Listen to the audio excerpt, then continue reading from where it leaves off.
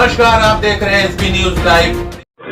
इस वक्त हम लोग उत्तर प्रदेश की राजधानी लखनऊ में हैं। हम लोग लखनऊ से आपको सीधे दिखा रहे हैं।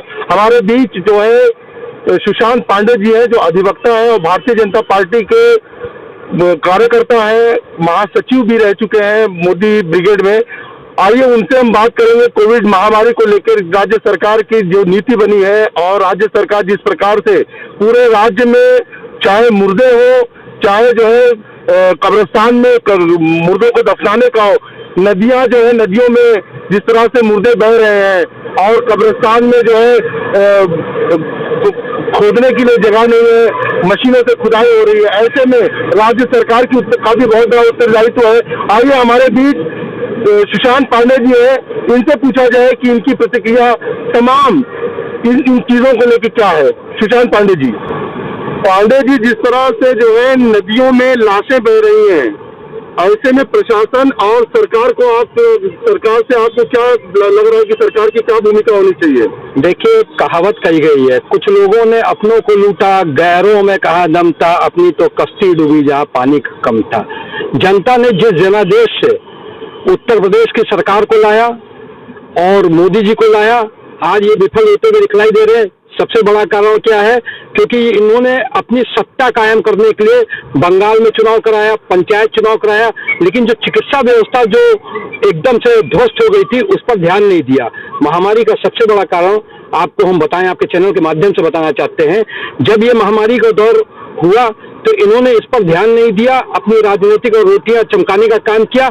अगर चिकित्सीय व्यवस्थाओं पर इन्होंने ध्यान दिया होता, ऑक्सीजन सिलेंडर की जिस तरीके से खपत थी, तमाम सारे, चाहे हिंदू का परिवार हो, चाहे मुस्लिम का परिवार हो, चाहे सिख समुदाय का परिवार हो, किसी ना किसी परिवार के लोगों ने अपने परिवार के सदस्यों से कहते हैं जान गंवाने का काम किया। बड़ी निंदनीय विषय है। अब चुनाव समाप्त हुआ तो ये जागृत हुए, वैक्सीनेशन की बात कर रहे हैं। आप ये देखिए, कुछ जैसे तमाम सारे समाज के लोगों से सुनने को मिल रहा है, जो वैक्सीनेशन इन्होंने लगाई है उस पर भी कहीं ना कहीं लोग बीमार हो रहे हैं, फिर निमोनिया हो रहा है। निमोनिया के साथ साथ आप देखते हैं फिर कहीं उनको ऑक्सीजन की कमी हो रही है, फिर कहीं उनके एक दुर्घटना सुनाई देने को मिल रही है। इस पर भी इनको सोच करने की जरूरत है। साथ और साथ मैं आपके चैनल के माध्यम से माननीय योगी जी से कहूंगा, जिस तरीके आपने लाशों की बात कही, क्योंकि आज की दशा और दिशा बड़ी बिगड़ चुकी है, लाशों की बात कही तो मैंने अपनी आंखों से देखा है। यहाँ के बैकुंठ धाम हो, चाहे आपके अन्य आलमबाग का रहा हो, लाशों का ऐसा अंबार हो गया कि परिवार के एक दो सदस्य के अलावा वहां जाना ही नहीं दिया जा रहा है। मतलब इतनी इंतहा हो गई। शमशान को जो है दीवारों से ढक दिया जा रहा है, बैनर से ढक दिया जा रहा है। और आप तो खुद भारतीय जनता पार्टी के एक सदस्य रहे हैं, आप मोदी ब्रिगेड में काम कर चुके हैं, आप उसमें कार्यरत रहे हैं, महासचिव रहे हैं आप। ऐसे में पप्पू यादव को भी बिहार में देखिए, उनको भी जो है बंद कर दिया गया। देखिए जो एम्बुलेंस का प्रकरण जो आया, बिहार में आया, राजू प्रताप रूडी का डिबेट में मैटर चल ही रहा था मीडिया के माध्यम से। देखिए, आज हम पार्टी की दलगत राजनीति से हटकर बात करना चाहते हैं, मानवता के विषय पर बात करना चाहते हैं। जहां तक पप्पू यादव की गिरफ्तारी थी, बिहार में उनके लोगों ने उस पर विरोध भी जताया।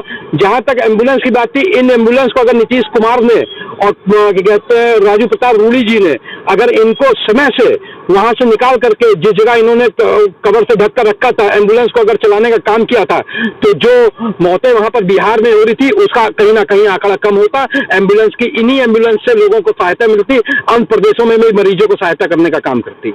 राज्य सरकार पूरी तरह से, जिस तरह से माननीय योगी जी कह रहे हैं कि हमारे राज्य में अफवाहें भी ज्यादा है, ऑक्सीजन की जितनी कमी नहीं है, लेकिन विपक्ष और जो है जो भी लोग असंतुष्ट हैं वो देखिए गुलाम भाई मैं एक मानवतावश कर रहा हूँ। आज मैं पार्टी से हटकर, राजनीति से हटकर, दलगत राजनीति से हटकर मैं मानवता की मैं बात पर करता हूँ। चाहे वो हिंदू के परिवार की बात हो, चाहे मुस्लिम के परिवार की बात हो, चाहे सिख के परिवार की बात हो। आज आप उठा कर देख लीजिए, किसी ना किसी परिवार का एक सदस्य कोरोना की लड़ाई को बड़े ही अपने परिवार में लड़ने का काम कर रहा है। जहां तक गैस सिलेंडर की बात है, आप यहीं पर नजदीक में ही आरके के प्लांट है, आप देख लीजिए, कम से कम आधा से 1 किलोमीटर की लाइन लगी रहती है। तमाम सारे नोडल अधिकारी इन्होंने बनाए हैं। आप फोन करके देख लीजिए, किसी नोडल अधिकारी का फोन व्यस्त रहता है, कभी के कहते हैं लोगों का नोडल अधिकारी का फोन नहीं मिल रहा। तमाम सारे जो इन्होंने सरकारी मशीनरियों का जो नंबर दे रखा है वर्तमान समय में ध्वस्त हो चुकी है, इनकी कार्यप्रणाली ध्वस्त हो चुकी है, स्वास्थ्य सेवाएं ध्वस्त हो चुकी है। कितना भी अमला, कितना भी आलम ये बोले कि स्वास्थ्य सेवाएं बेहतर हो चुकी है, अभी बेहतर होने में, इनको बेहतर कार्यप्रणाली लाने में कम से कम 3 से 5 साल का समय लगेगा। अगर ये 3 से 5 साल में अगर कवर कर ले तो ठीक, 6 महीना बचा हुआ इनकी सरकार का, हो सकता सत्ता परिवर्तन हो, नई सरकार आए, नया परिवर्तन हो, नई कार्यप्रणाली बने, नई स्वास्थ्य नीतियां लागू हो, जिस हिसाब से इस तरीके की राजनीति, क्योंकि हमने ये देखा है स्वास्थ्य, हमने ये देखा इसमें भी राजनीतियां चल रही है। अभी हम किसी बड़े नेता का नाम नहीं लेंगे, हमने देखा वहां पर भी कहते हैं स्वास्थ्य के जो पॉलीथीन बैग थे उसको भी वितरण करने का काम किया जाए। हम पूछना चाहते हैं सरकार में आपके माध्यम से, क्या स्वास्थ्य से जब कोरोना डेवलप हुआ, जब उत्तर प्रदेश में कोरोना के जब पेशेंट आए तो इनका स्वास्थ्य प्रमुख सचिव स्वास्थ्य क्या कर रहे थे, मुख्यमंत्री के जो सलाहकार थे एडवाइजरी कमेटी वो क्या कर रही थी, तो इन्होंने पंचायत चुनाव की तरफ विशेष ध्यान दिया। इन्होंने सोचा कि भारतीय जनता पार्टी कहीं पर भी कहते हैं उदय हो जाए इनका, आज ये सब समीक्षा बैठक कर रहे हैं। ये सब समीक्षा बैठक, स्वास्थ्य समीक्षा बैठक किए थे, इतनी कोरोना से जो मौतें हो रही, बैकुंठ धाम पर जो आपने लाशों का जो एक जिक्र किया, वो लाशें आज शायद देखने को ना मिलती, जिससे हम कोरोना की लड़ाई आराम से लड़ सकते थे। योगी जी ने जो है गायों के लिए ऑक्सीमीटर और थर्मामीटर का इंतजाम करके 700 बूथ बनाए हैं। देखिए गुलाम भाई, अब हमने आपको पहले भी कहा था, आज भी कह रहा हूँ, कुछ लोगों ने अपनों को लूटा, गैरों में कहा दम था, अपनी तो कश्ती डूबी जहां पानी कम था। मैं आज भी कह रहा हूं, गौमूत्र की कभी बाबा रामदेव बात कर देते हैं, कभी ये गांव के संरक्षण की बात कर देते हैं। आज हमें ना गौमूत्र की जरूरत है, ना गाय के संरक्षण की जरूरत है, आज तो हमको ऐसी एक औषधि की जरूरत है जिससे कोविड से निजात पा सके, और जो घर घर में जो कोविड के लोग जो पेशेंट उभर कर आ रहे हैं उनसे उन वैक्सीनेशन के माध्यम से निजात, हमको इस पर फोकस करने की जरूरत है। हमको गौमूत्र से लेकर, गाय के संरक्षण से लेकर, इसके विकास कार्यों से लेकर, इससे ना हमारा विकास होगा, ना देश का विकास होगा, ना जनता का विकास होगा, ना स्वास्थ्य का विकास होगा। इसका मैं विरोध भी करता हूँ। पांडे जी, आपको नहीं लगता कि भारतीय जनता पार्टी के नेता जो है हर विषय को धार्मिक बना के अपना पल्ला झाड़ लेते हैं? देखिए, मैं फिर कह रहा हूँ, ये कोरोना का ये समय है, हमको राजनीतिक दृष्टिकोण को हटाकर करना चाहिए।